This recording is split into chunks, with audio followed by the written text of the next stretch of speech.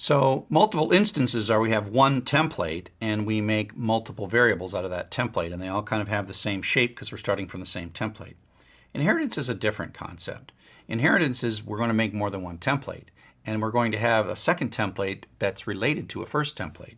We call the first one a parent template and the second one a child. And the idea is it's like we're going to make a class, a template that's everything that this class has plus. We can either add capabilities or extend the capabilities of the parent. And so the idea is this is just a form of store and reuse. And again, don't get too worried about when you're going to use this. I really am trying to define for you the notion of inheritance rather than teach you how to write inheritance in object orientation. That will come in time, perhaps years from now, when you will actually use this skill.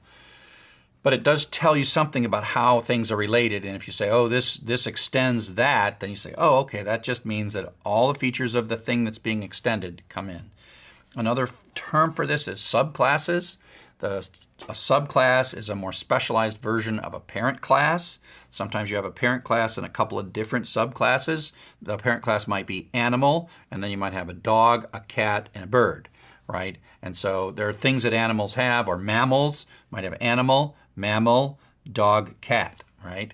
And so that might be a hierarchy of classes. Now, don't get too stuck on that. It's just a form of storing and reusing functionality so that you don't have to repeat yourself. And it's not like the more inheritance you use, the better your programs are. Sometimes that's not true at all. But we programmers just hate repeating ourselves. And so if we can do it once and then reuse it, we like that. And so that's really what inheritance is there for. So here's a bit of code. This first part is unchanged. So we have a class called party animal. It's got two variables, name and x, that are attributes of that. We have a constructor, and the whole idea of the constructor is just to grab that name parameter. And then we have the party, which just adds 1 and prints out the current party count. And that's fine. We've done that before. Now we have a new class.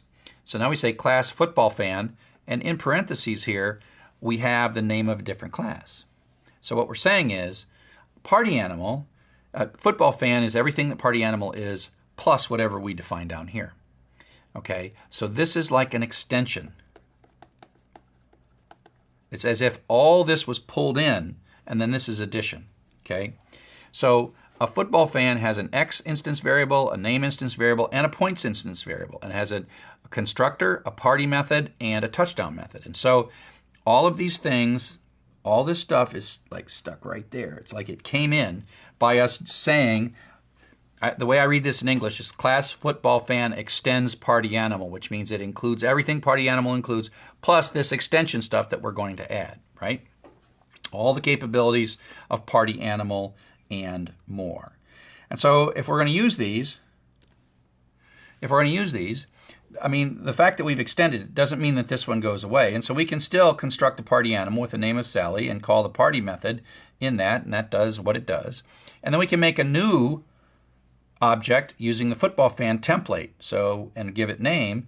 And that football fan actually calls, there is no constructor here, and so it's actually calling this constructor, the one from party animal, because party animal is included in football fan.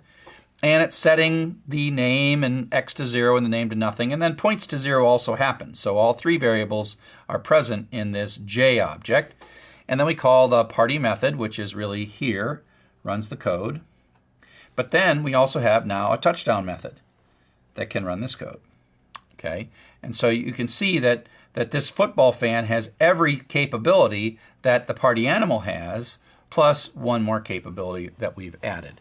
And so that's the basic idea of extension. You know, x is 0, the name is Sally, it runs s party, so x becomes 1, right? That's just a little object with a name s, and away we go. If, on the other hand, we look at this next bit of line of code, right here, we end up with a football fan, and a football fan inside of it has an X, it has a name, and it has points. And at moment of constructor, X is 0, name is Jim, and points is 0. Then we call the party method, and the party method changes the X to X plus 1, so that becomes a 1. The touchdown method, I add 7 to the point, so that becomes 7, and then it calls the party method. And so it's calling within itself the party method. And so that calls that code, and that causes this to turn into 2. So even within this method, you can call other methods. And so this J object has everything that the S object had, and then some. So again, I just want you to get these words. Classes have attributes and methods. Attribute is data. Method is a function that's part of a class. An object or an instance is what we construct from the template. So class is the cookie cutter and object is the cookie. And a constructor is a bit of code that runs at the moment of object creation.